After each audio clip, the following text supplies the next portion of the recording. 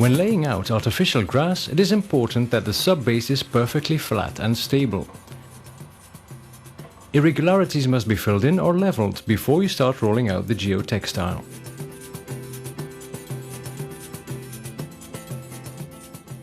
A geotextile cover is rolled out on top of the soil layer.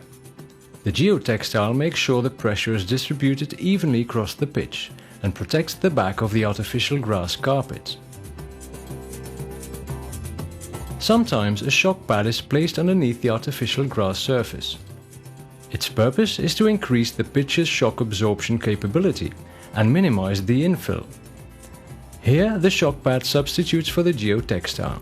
The rolls are rolled out lengthwise across the pitch. Use an iron bar or tool to guide the roll and position it properly. At regular intervals, a piece of tape is stuck to the shock pad to keep it firmly in position. Make sure the seams are joined properly. When placing a roll, this procedure is repeated over and over again. Once the shock pad has been rolled out across the entire pitch, the overlapping pieces are cut off at the edges, and the artificial grass can be rolled out.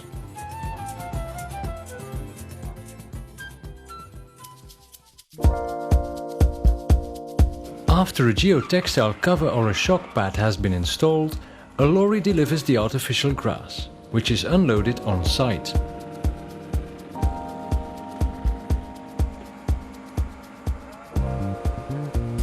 Then the rolls are taken to the pitch and placed next to each other.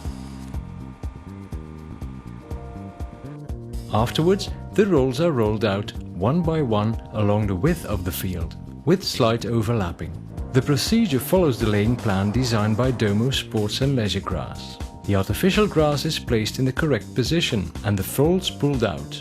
Make sure the seams join properly.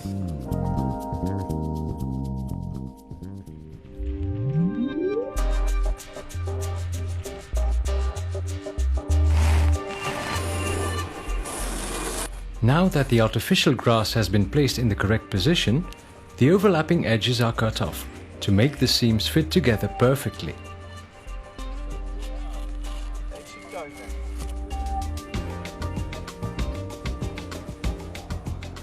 Then the artificial grass cover is pulled up at both sides in preparation of gluing.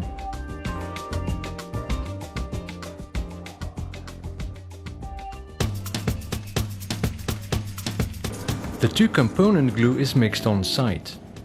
A hole in the lid allows one component to blend with the other.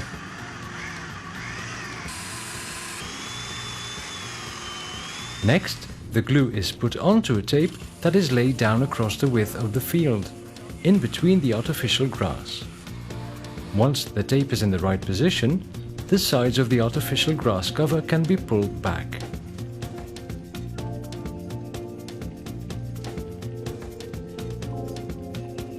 Replacing a roll of tape is an easy and rapid operation.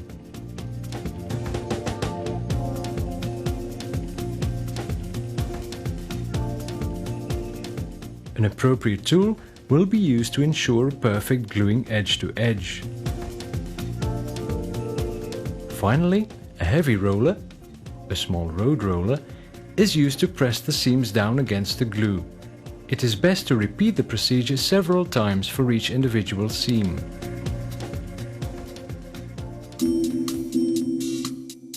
After the carpet has been jointed, the insertion of the lines has to be done. The perimeter lines and middle line are usually incorporated into the carpet during manufacture. Using a tool with a double blade, all other lines, such as central circles, rectangles around the goals, corners, etc., have to be cut into and pasted onto the carpet. The lines are usually delivered in rolls according to the required length.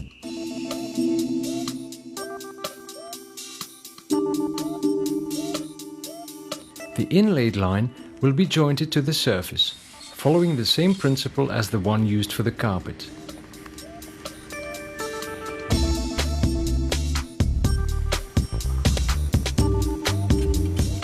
Sometimes lines need to be cut on site from an appropriate piece of grass carpet.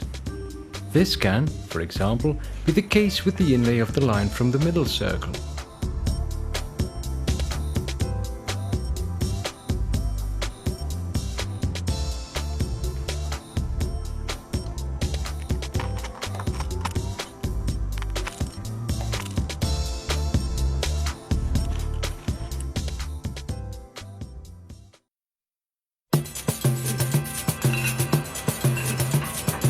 The last phase when installing an artificial grass pitch is filling in the sand and rubber.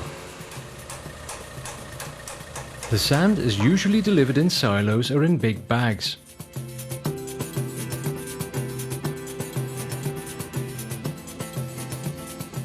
A larger quantity of sand is filled at the beginning of the pitch in order to keep good stability when driving with the sand machine.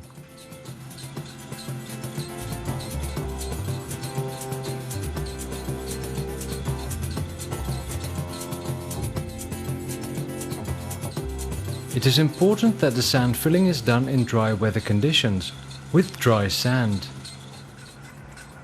In order to avoid deformation of the artificial fiber, intensive brushing is done with brushes moving laterally. The sand is deeply and evenly spread in order to ensure a good and even surface. The rubber is usually delivered in big bags.